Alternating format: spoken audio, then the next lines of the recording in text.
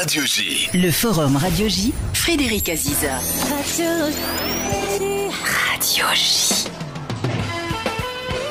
Bonjour et bienvenue au Forum Radio J. Donc vous êtes l'invité Aurore Berger, bonjour. Bonjour. Alors après un mois d'incertitude et de cafouillage en tout genre, le gouvernement est donc désormais au complet. Et est-il en état de répondre aux attentes des Français, notamment à ceux qui souffrent? Et puis à moins de 4 mois des élections européennes, la majorité apparaît à la peine dans les sondages. Gabriel Attal est-il vraiment la meilleure carte anti-RN? Et comment mener ce combat contre le tandem Le Pen-Bardella? Et puis il y a aussi la guerre d'Israël contre le Hamas. Quid de ses conséquences en France? La stratégie pro-Hamas de LFI met-elle en danger les Juifs français? Mais pour commencer, Aurore Berger, la disparition de Robert Badinter, qu'est-ce que vous retenez de lui? C'est une figure absolument incontournable, une figure comme il en existe en vérité très peu dans chaque siècle, parce qu'il a toujours été du côté de la liberté, de la dignité humaine, de la justice, évidemment, qu'il a incarné en tant que garde des Sceaux. Et on retient de lui des lois qui ont changé la vie, qui ont changé notre constitution, qui ont changé tout simplement la manière avec laquelle on considère les libertés et les droits humains, que ce soit évidemment sur l'abolition de la peine de mort, dont il avait convaincu François Mitterrand et réussi à convaincre, ce qui n'était pas une évidence à l'époque, les parlementaires, la dépénalisation aussi de l'homosexualité. Il faut rappeler que c'était jusque-là un crime, qu'on pouvait aller en prison du simple fait d'aimer quelqu'un qui n'était pas à l'époque soi-disant dans les codes ou dans les habitudes, et puis les combats qu'il a continué à porter sur la question du génocide, notamment sur la manière avec laquelle on pouvait judiciariser ce qui se produisait dans ces cas extrêmes, et évidemment son attachement à la vie et donc à la lutte contre toutes les formes de haine et notamment l'antisémitisme. Et pourtant, vous venez de la droite, hein? Je pense qu'il appartient en vérité à personne. Évidemment que c'était un homme de gauche, il ne sait pas se le réapproprier, mais l'héritage qu'il laisse est bien plus grand que celui de n'importe quel parti politique. Est-ce qu'il a sa place au Panthéon, Robert Badinter? C'est le président de la République qui décidera. Moi, je pense qu'en tout cas, il a une place à part dans l'histoire de notre pays et pas juste dans l'histoire politique, juridique ou sociale de notre pays. Je crois que tous les Français, quelles que soient d'ailleurs leurs origines politiques, justement, ont été très émus. Et puis, c'est aussi l'histoire d'un couple. C'est difficile de parler de Robert Badinter sans parler d'Elisabeth Badinter, même s'ils se sont jamais exposés les deux ensemble. Mais c'est quand même deux figures extraordinaires, deux figures intellectuelles extraordinairement puissantes. Alors, Robert Badinter, c'était donc l'homme de l'abolition, l'ancien ministre de la Justice, l'ancien président du Conseil constitutionnel, un homme aussi qui avait souffert dans sa chair des persécutions anti-juives du régime de Vichy. Son père a été arrêté sur ordre de Klaus Barbie et déporté à Sobibor. Mercredi, dans le discours qu'il a prononcé à l'occasion de l'hommage qu'il a rendu aux victimes françaises du Hamas, Emmanuel Macron a dénoncé ce qu'il a appelé le plus grand massacre antisémite de notre siècle. Invité en décembre 2022 de l'émission Les Enfants de la République sur Radio J, Robert Badinter dénonçait alors, et déjà, un antisémitisme porté par une partie de la gauche, en l'occurrence LFI, et il dénonçait aussi un antisémitisme camouflé en antisionisme. Il avait raison ou pas?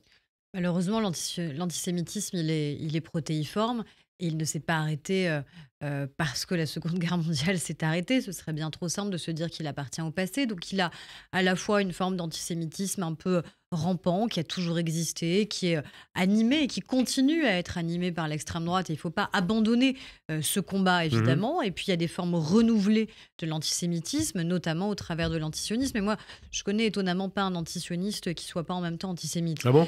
Donc il faut être clair, oui, parce que l'antisionisme, c'est pas et on précise les choses. Non, voilà, c'est ce que j'allais vous dire. De l'État d'Israël ou du gouvernement israélien, il faut distinguer les choses.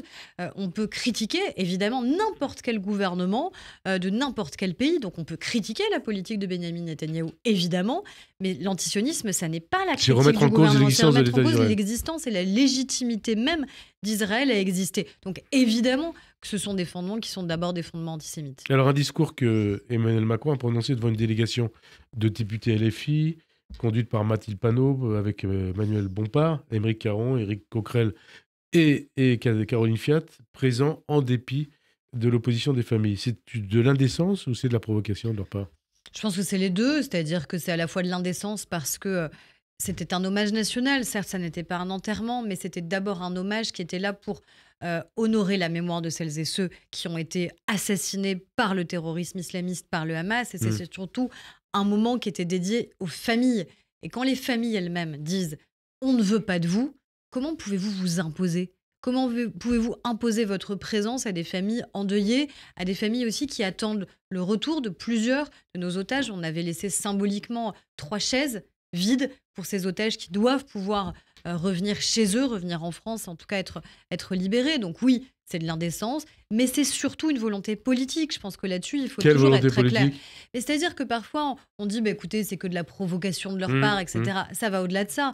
Il y a une volonté de flatter une forme d'électorat. Ils en attendent C'est quoi quelque cette forme chose d'électorat? politiquement. C'est quoi cette forme d'électorat? Bah, ils attendent quelque chose politiquement, d'une forme d'électorat, communautariste sans doute, qui fait son lit L'électorat des justement banlieues sur d'origine musulmane, c'est ça que vous voulez dire? je sais pas, mais en tout cas, il y Mmh. a une volonté d'aller chercher un électorat, qui veut importer, comme à chaque fois, ce qui se passe en Israël, ce qui se passe à Gaza, d'en tirer soi-disant des enseignements politiques en France.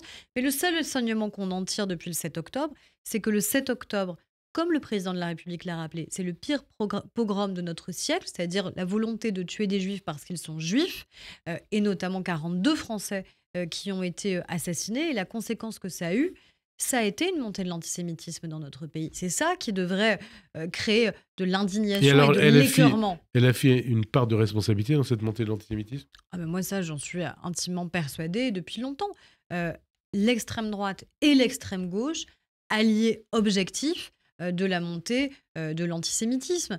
Ça fait malheureusement des années que c'est le cas. Et donc, je pense qu'il ne faut pas non plus que LFI permette trop facilement au RN de s'en sortir sur cette question-là, parce que les outrances, l'indécence, les provocations, la volonté, encore une fois, de flatter un électorat communautariste de la part de LFI permet au RN, finalement, de se faire bien discret sur le sujet, voire même de devenir, soi-disant, un allié objectif des Français juifs. Ça ne sera jamais le cas.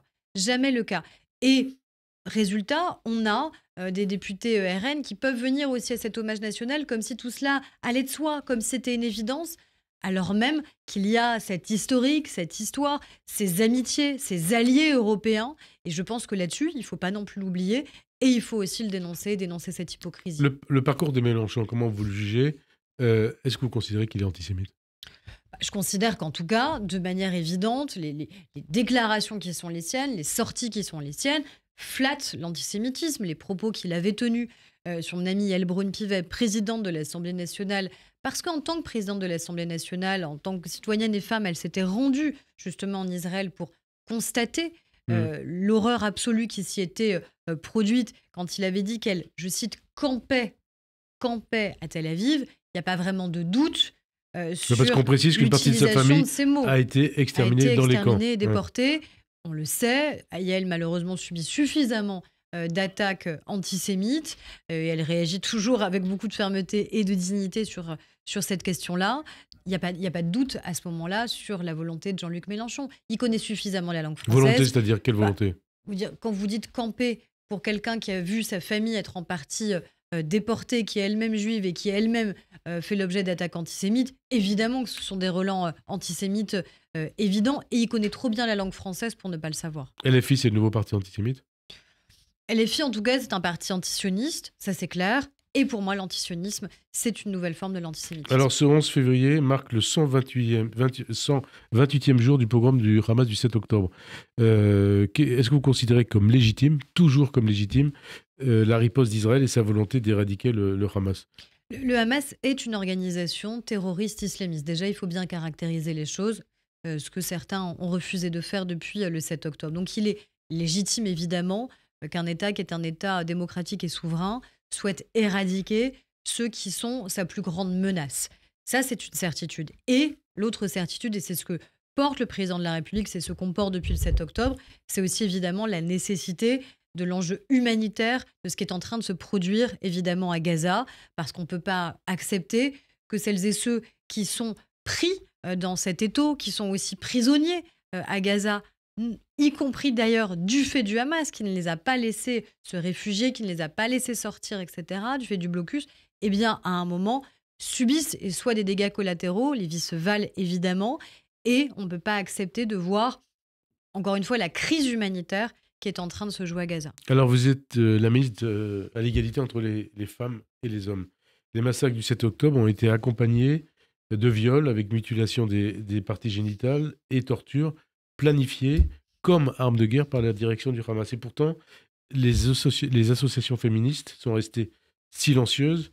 Qu'est-ce que cela vous inspire et qu'est-ce que ça dit aussi de l'évolution des associations féministes? Déjà, il faut vraiment redire ce qui s'est produit le 7 octobre. Ce qui s'est produit le 7 octobre, parce que malheureusement, c'est documenté par les terroristes eux-mêmes qui l'ont dit, quand ils ont été pour certains interpellés et arrêtés. C'est la volonté systématique d'humilier, de souiller, de salir les femmes, qui est passée par l'utilisation du viol comme une arme terroriste. Et donc, les femmes ont été quasi systématiquement violées, mutilées, brûlées, enfin, des exactions qui sont absolument épouvantables. Devant leurs enfants et avec Parfois leurs devant enfants. leurs enfants, devant leur mari, devant leurs conjoints, parfois en ayant été filmés d'ailleurs à ces moments-là. Donc tout ça est documenté. Donc le silence des associations féministes. Et c'est ça qui est insupportable. C'est-à-dire que le premier mot d'ordre des féministes, c'est toujours, notamment sur la question des violences sexuelles, une phrase très simple mais essentielle qui est « on vous croit, je vous crois ». Et là, ce qui s'est passé, c'est deux choses. Le silence de trop nombreuses associations qui auraient dû se sentir en empathie évidente. Il n'y a pas une injonction à choisir un camp par rapport à ce qui s'est passé le 7 octobre. Ce qui s'est passé le 7 octobre, c'est une attaque terroriste islamiste. Ce sont des milliers de femmes qui ont été exterminées, assassinées, brûlées ou violées. Ce n'est pas la question là de ce qui se passe à Gaza.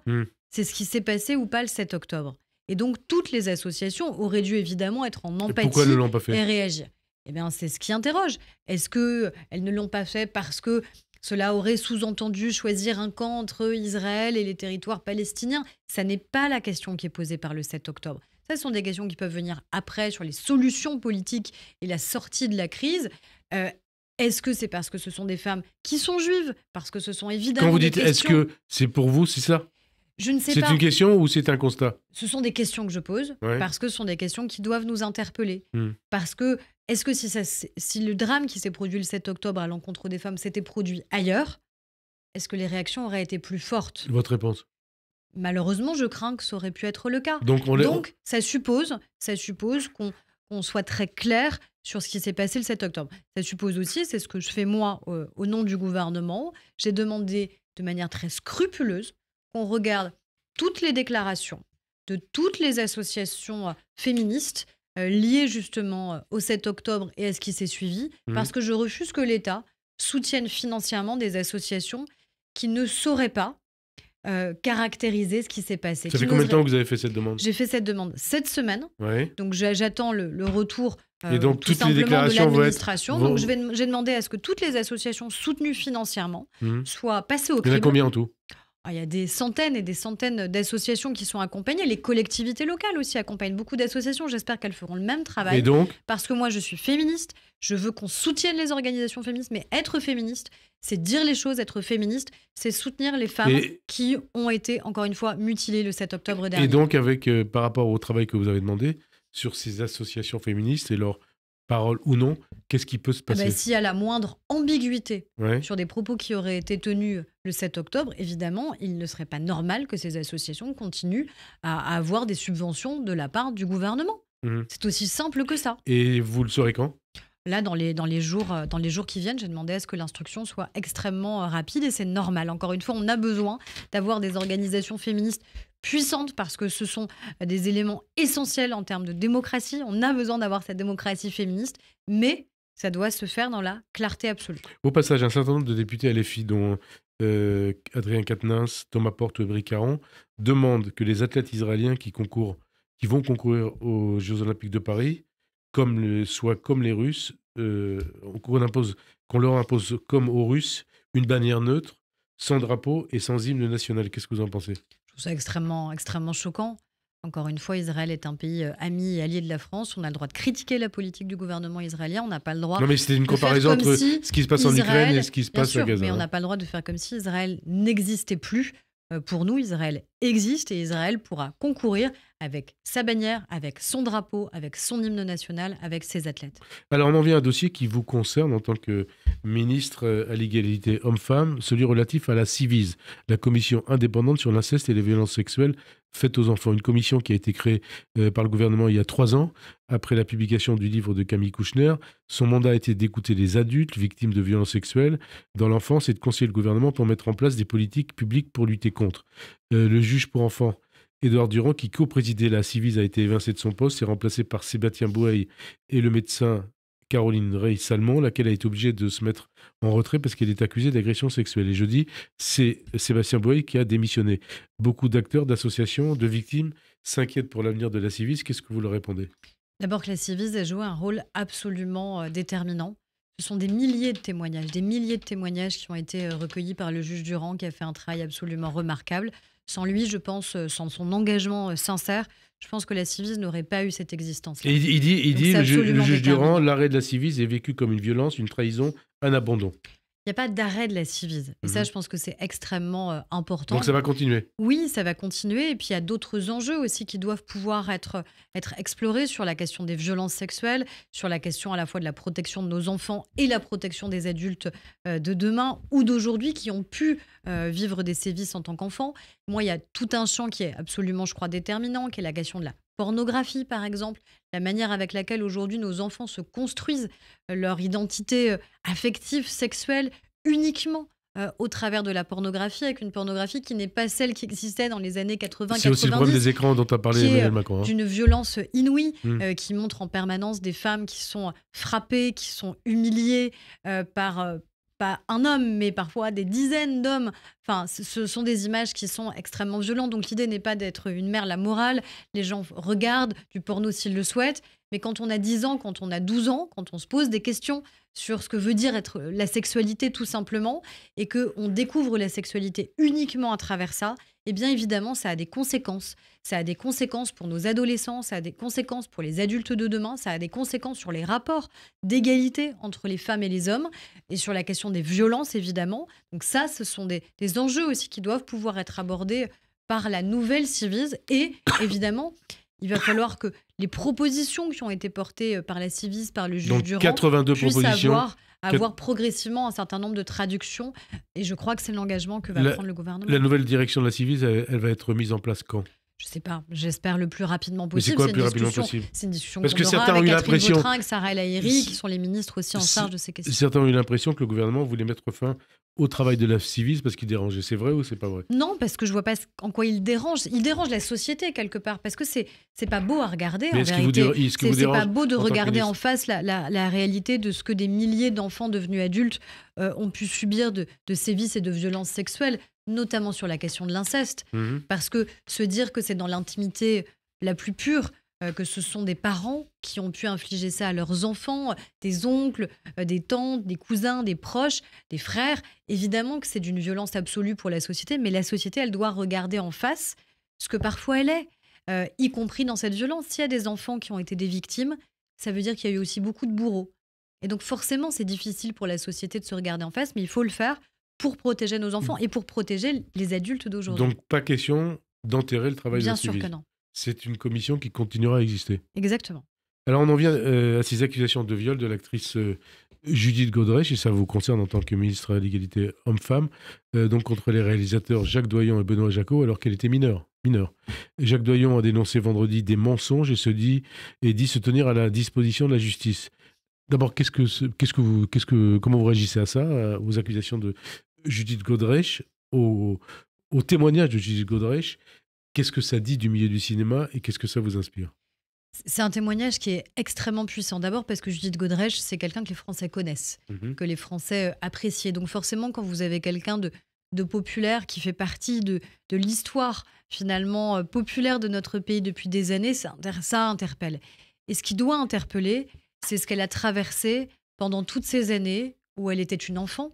Elle était une enfant, elle avait 14 ans, et où finalement, tout le monde trouvait ça normal. Ses parents étaient totalement absents, sa mère absente, son père a laissé faire, ce qui interroge aussi sur le rôle et sur la place des parents. C'était aussi le cas avec Vanessa Springora, qui a écrit ce livre sur le consentement, avec Flavie Flament, qui a écrit un livre qui s'appelle La Consolation. Donc on a des jeunes filles, des enfants qui ont été La photo parent ou la abandonnés. photo bourreau? Les deux. Les deux. parce qu'on a des enfants, des jeunes filles qui ont été abandonnées par leurs parents, suffisamment abandonnées pour être livrées aux mains d'hommes beaucoup plus âgés, qui, de manière évidente, les ont violées. Parce qu'il n'y a pas de consentement qui existe quand vous avez 13 ou 14 ans. C'est ça qui doit protéger nos enfants. Et la loi le disait déjà à l'époque.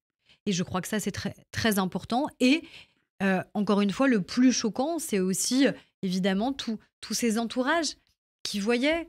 C'est comme si, là, à votre table, le dimanche midi, vous aviez invité un ami de 40, 45 ans qui venait accompagné d'une enfant de 13 ou 14 ans. Et on laissait Et que faire. vous trouviez ça normal, amusant, sympathique. Et Elle est alors peut-être un peu subversif, Et mais alors pas bien grave. Ah bah justement, on va parler d'un documentaire réalisé par Gérard Miller en 2011. Gérard Miller, actuellement accusé de viol, dont on va parler tout à l'heure, et d'agression sexuelle par une quarantaine de femmes. Jacot, le réalisateur Benoît Jacot, il manifestait sa conviction qu'un réalisateur, je le cite, ne peut pas filmer une actrice s'il n'est pas amoureux d'elle. Hein.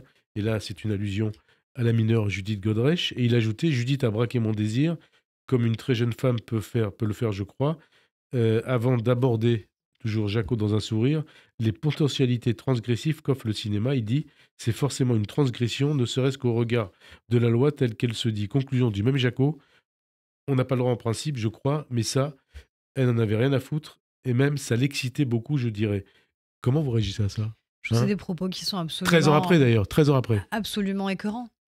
Absolument écœurants parce qu'une enfant n'est pas responsable, évidemment. Une enfant de 13 ans n'est pas là pour provoquer le désir. Quand même, elle le provoquerait. Il y a des adultes qui savent dire non. Donc la responsabilité, elle est évidemment celle des adultes. Elle n'est jamais celle des enfants. Ce qui est insupportable, c'est qu'ils retournent cette responsabilité et ils considèrent que c'est donc elle, cet enfant, qui l'a provoqué, elle qui l'a aguiché, elle qui désirait donc à 13 ans, 14 ans, 15 ans, 16 ans, 17 ans vivre avec lui. Et puis il y a tout le témoignage qu'elle a apporté sur cette relation d'emprise, sur les sévices vraisemblablement qu'il a pu lui infliger, qu'il ne nie pas d'ailleurs, qu'il ne nie pas pendant des années. D'autres femmes vraisemblablement se sont jointes ensuite. Et qu'est-ce que vous attendez de la justice en ce qui concerne ces deux affaires? Alors, Doyon, Jacot. il y a, on verra s'il y a ou pas prescription. La prescription a été allongée. Ouais. C'était 20 ans. On l'a passé à 30 ans après la majorité. C'est pas au moment des faits que ça commence, c'est après la majorité de l'enfant donc devenu adulte. Donc il y a maintenant ces 30 années. Je pense qu'il y a des faits qui malheureusement tombent sous le coup de la prescription, d'autres non. Mais pour autant, la justice s'est saisie. La justice s'est saisie. Et ça, je crois que c'est extrêmement important que les femmes, les enfants devenus adultes sachent que la justice, évidemment, elle ne laisse rien passer et donc elles peuvent compter évidemment sur l'État en général pour les accompagner. C'est extrêmement dur de dire. Il n'y a aucune femme qui a intérêt à faire ce témoignage. Judith Godrèche, elle a eu beaucoup de courage évidemment dans le témoignage qu'elle a apporté, qui en entraîne sans doute d'autres. Et je crois que c'est peut-être le MeToo français qui est en train de se passer parce que... MeToo français ou MeToo du cinéma? Peut-être un peu les deux, mais parce que le cinéma, c'est un des secteurs les plus visibles, parce que c'est celui de la passion, c'est celui aussi des fantasmes. Mais au-delà de ça, à un moment, ça n'empêche pas évidemment qu'il y a des règles, qu'il y a la loi, qu'il y a ce qui est permis et ce qui ne l'est pas. Et la loi, elle fixe justement des interdits qui sont absolument déterminants pour protéger les plus vulnérables, donc nos enfants, protéger les femmes qui continuent à être victimes de violences, parce que là, on décrit des femmes qui étaient encore une fois des enfants à l'époque des faits, mais il y a des milliers de femmes qui, chaque année dans notre pays, subissent des agressions sexuelles, subissent des viols qui les détruisent. Et nous, notre responsabilité, c'est d'arriver à éradiquer cette violence. Les rapports humains, les rapports entre les femmes et les hommes ne peuvent pas être nourris par la violence. Et j'en finis par ça parce qu'il y a un rapport extrêmement inquiétant qui est paru du Haut Conseil à l'égalité qui dit que un homme sur 4, 1 sur 4, âgé entre 20 et 35 ans, considère normal de parfois être violent pour se faire respecter par sa femme. Dans ceux qui aujourd'hui ont entre 20 et 35 ans. Donc ça veut dire que ce travail-là, de mobilisation de la société, il doit impérativement se poursuivre et s'amplifier. Un mot aussi sur le psychanalyste Gérard Miller, compagnon de route de Jean-Luc Mélenchon, grand donneur de leçons. Parmi les 41 femmes qui témoignent contre lui, 18 évoquent des faits de viol et d'agression sexuelle qui seraient intervenus survenue entre 1993 et 2020. Les autres, des tentatives. Miller affirme s'être toujours assuré du consentement des femmes et il estime aussi que ces témoignages amalgament sous les mêmes qualifications infamantes de multiples faits pourtant parfaitement distincts. Qu'est-ce que vous en pensez, Miller? Moi, ce qui m'interpelle, c'est le nombre de femmes. Le nombre de femmes qui aujourd'hui ont le courage de dire et de témoigner. C'est pas une ou deux femmes. Je crois qu'on en est même à plus de 50. Plus de 50 en fonction des différents médias qui ont témoigné sur ce qui s'apparenterait à un peu un mode opératoire. C'est-à-dire des jeunes femmes, parfois très jeunes, parfois mineures, interpellées comme ça au cours d'une émission de télévision, des jeunes filles vulnérables, sans doute, qui viennent au départ pour des motifs professionnels et puis qui très vite se retrouvent, là encore, enrôlés, embrigadés, parce que c'est un homme puissant à l'époque, c'est un homme connu. Ouais. Donc moi, là, j'attends que la justice soit évidemment saisie, parce que les faits sont des faits souvent récents. Donc là, il n'y a pas de doute. Il n'y a pas de prescription, a priori. Hein. Si ces faits existent, ils ne seront pas touchés par la prescription. Donc, ça veut dire que l'enquête judiciaire va pouvoir exister, qu'elle doit le faire évidemment sereinement, qu'il est toujours évidemment présumé innocent, mais il semble ne pas nier un certain nombre de faits qui lui sont reprochés aujourd'hui par ces femmes. Qu'est-ce que vous attendez à son sujet de ses amis de LFI? J'aimerais qu'il le condamne avec la même force qu'il condamne parfois vite, d'ailleurs, un certain nombre d'autres. Mais encore une fois, on parle d'un parti politique qui n'a eu aucun mal à réaccueillir en interne et à même applaudir au moment de sa réintégration Adrien Quatennens, qui lui, il n'y a pas de doute, vous aviez dénoncé à l'époque lui a été condamné. Oui. Et donc, lui, ça veut c'est dire pas quoi? des supputations. Et donc, ça veut Adrien dire quoi? Quatennens a été condamné parce qu'il a frappé sa femme. Et quand il est revenu à l'Assemblée nationale, c'est une des images les plus violentes, moi, que j'ai vécues à l'Assemblée. Quand il revient à l'Assemblée pour s'exprimer pour la première fois, il se lève pour l'applaudir. Mais on applaudit qui? On applaudit un homme qui a battu sa femme? Et donc, ça signifie quoi? Ça veut dire quoi? Ça signifie que les filles sont souvent prêts non seulement à donner des leçons, mais surtout à condamner quand ils estiment qu'il peut y avoir un gain politique, mais que quand ce sont leurs amis ou leurs proches, étonnamment, là, il n'y a plus aucune condamnation. Or, quand on est du côté de l'égalité, quand on est du côté des droits des femmes, quand on est du côté de la lutte contre les violences faites aux femmes, on ne l'est pas le matin pour ne plus l'être l'après-midi. On l'est tout le temps, quelles que soient les personnes mises en cause. Les associations et les militantes féministes sont aussi quelque peu silencieuses sur ce cas. Non, honnêtement, elles ont réagi. C'est d'ailleurs un grand journal des femmes et des droits des femmes qui a révélé cette affaire, puisque c'est le magazine Elle qui l'a mis en une et dont les journalistes d'ailleurs ont dit qu'elles étaient submergées depuis le début de l'enquête d'appels inondés de nouveaux témoignages quasiment tous les jours. Autre affaire qui vous concerne, Bertrand Cantat, l'ancien chanteur de Noir Désir, condamné en 2003 pour le meurtre de Marie Trintignant, a ouvert avec son groupe Détroit une cagnotte sur la plateforme de financement participatif Ulule pour financer la création de leur prochain album. Vendredi, la cagnotte s'élevait à peu près 130 000 euros avec plus de 2000 contributions. Devant les protestations des associations féministes, Ulule s'est désolidarisé du projet de Cantat. Quelle leçon vous tirez de cette affaire, cette nouvelle affaire Cantat? Moi, j'aimerais qu'on se souvienne de 2000 contributions quand même. Aussi comment ça s'est passé au moment du meurtre de Marie Trintignant. À l'époque, il n'y avait pas eu MeToo, en effet. Et à l'époque, c'était passé presque pour un petit fait divers.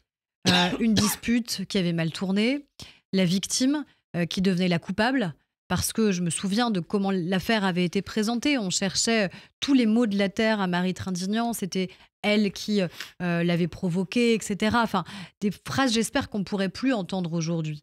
Donc il y a aussi que la société fasse un peu son examen de conscience sur ce qui s'était produit à l'époque. Il n'en reste pas moins que Bertrand Cantat a été condamné parce qu'il a tué. Parce qu'il a tué.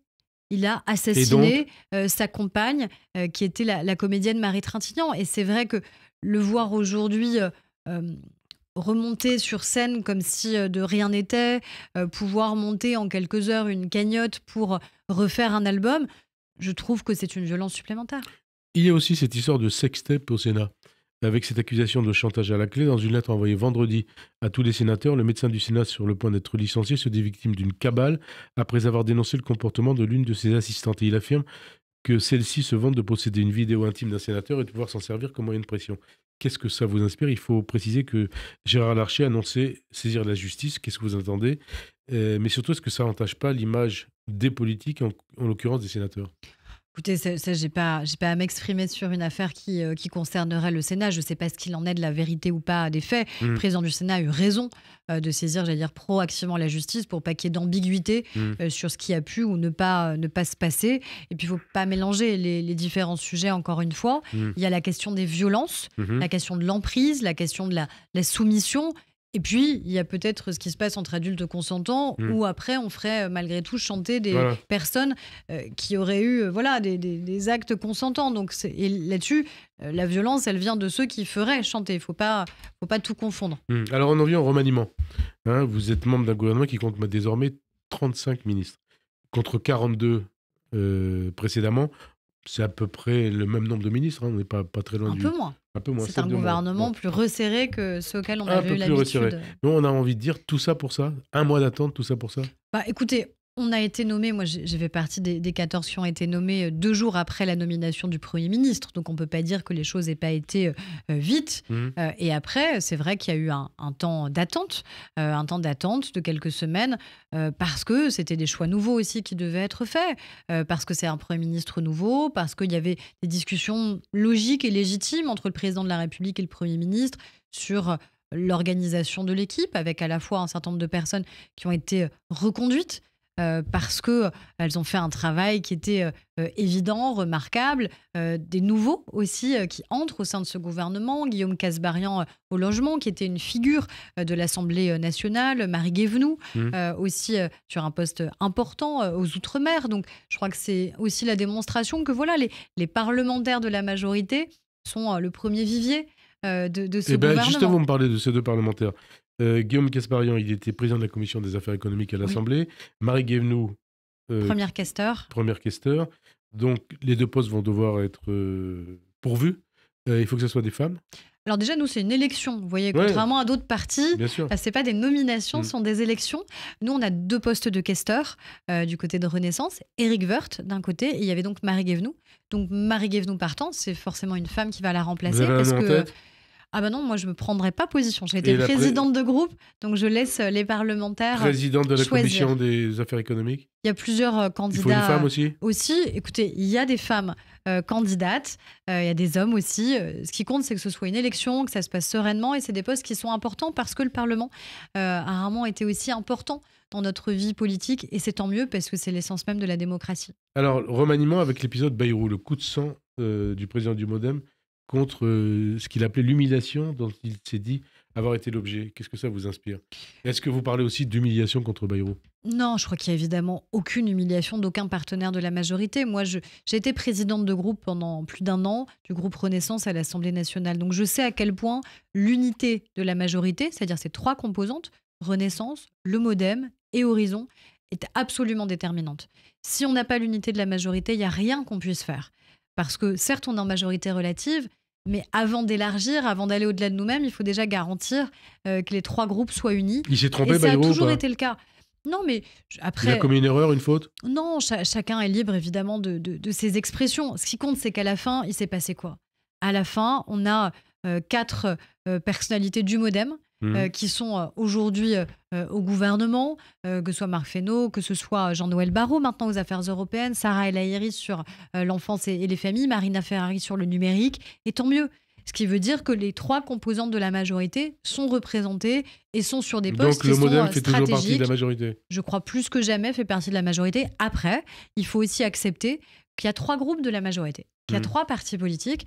Donc ça veut dire qu'il peut y avoir évidemment des nuances et parfois même des différences. Alors je ne sais pas s'il y a des nuances ou pas entre les ministres, entre les partis. Quelles doivent être les priorités du gouvernement et de la majorité aujourd'hui? Je crois qu'il y a des priorités assez simples et claires qui nous sont dictées par les Français eux-mêmes, à la fois sur les questions des services publics, sur la question de la santé, sur la question de l'école.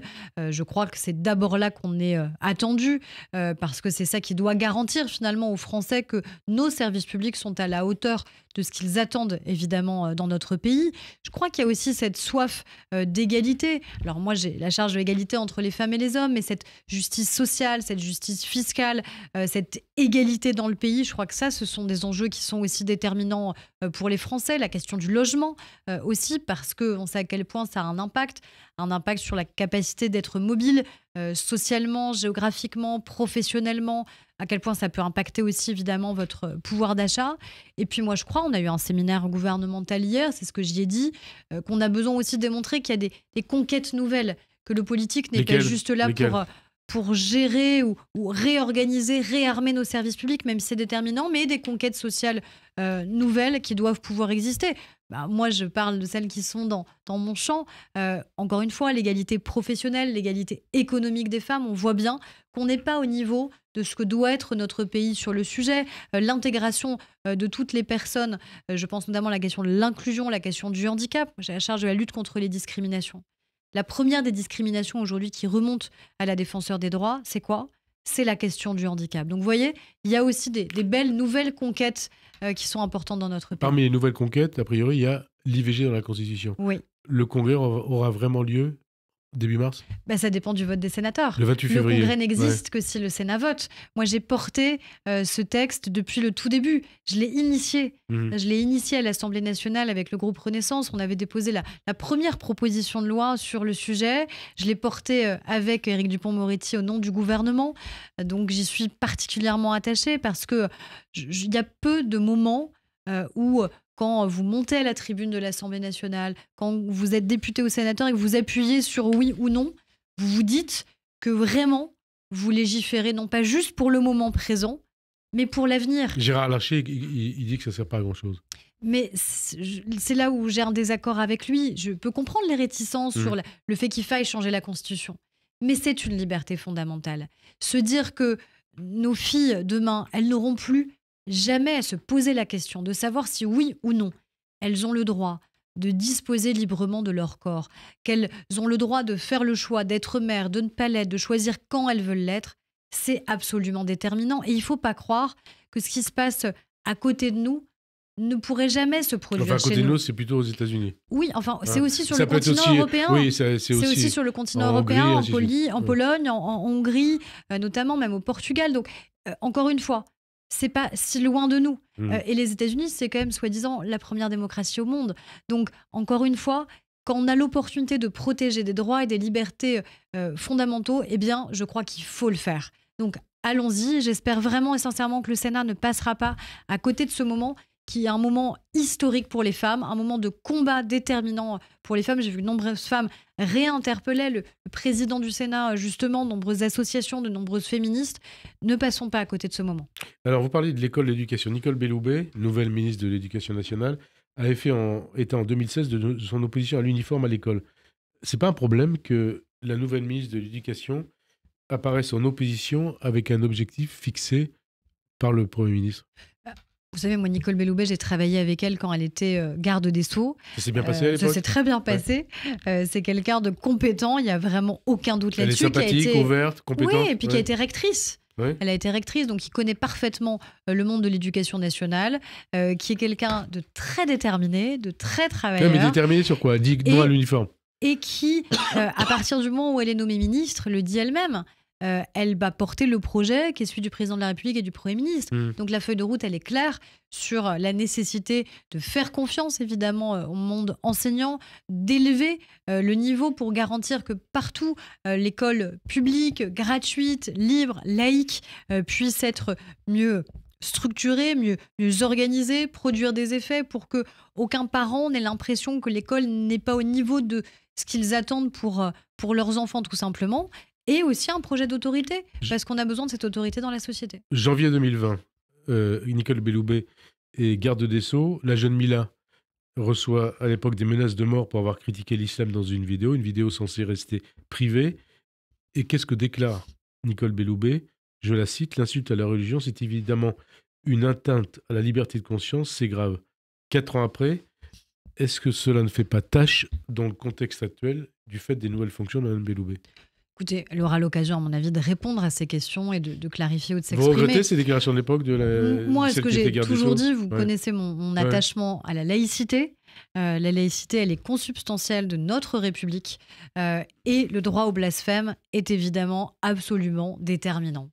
Voilà, c'est pas une provocation, le droit au Ouais, blasphème. parce qu'il y en a qui c'est sont morts juste pour ça. Hein. une liberté. Ouais. C'est une liberté et en effet, certains ont été assassinés par le terrorisme du fait de l'usage de cette liberté. Donc c'est une liberté précieuse, c'est une liberté qu'on doit défendre et je n'ai aucun doute sur le fait qu'elle le fera. Dans moins de 4 mois, les élections européennes, la majorité est à la peine dans les sondages.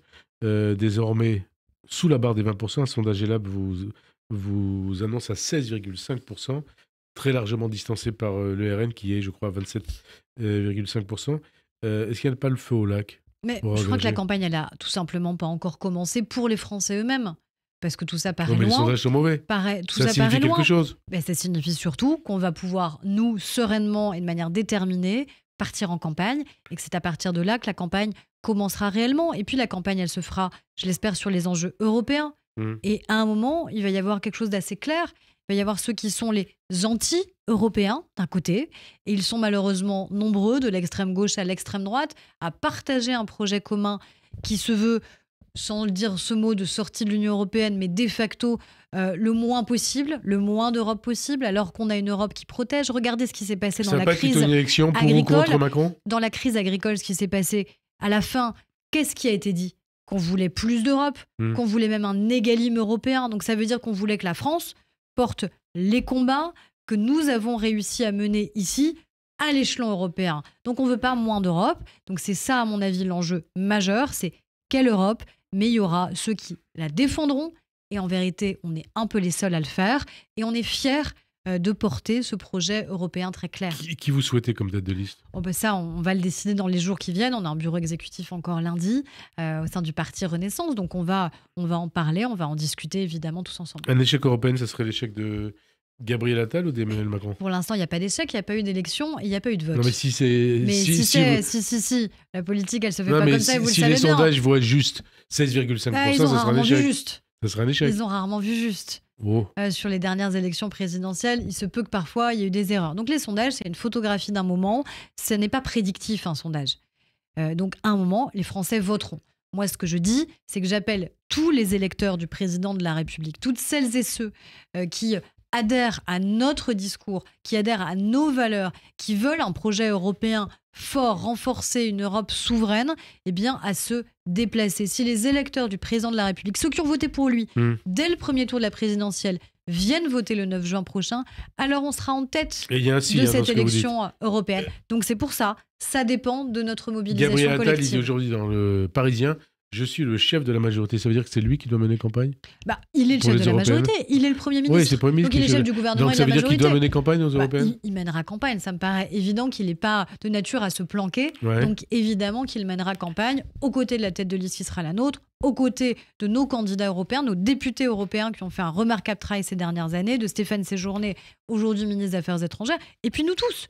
On va évidemment tous se déployer, se mobiliser pour convaincre de ce projet européen. En tout cas, Marine Le Pen, elle est désormais devenue gagnante en 2027. Qui peut l'arrêter? Mais encore une fois, c'est bien de vouloir faire en permanence des prédictions, de faire peur ou d'inquiéter. Je ne crois pas que ce soit comme ça qu'on gagne des campagnes.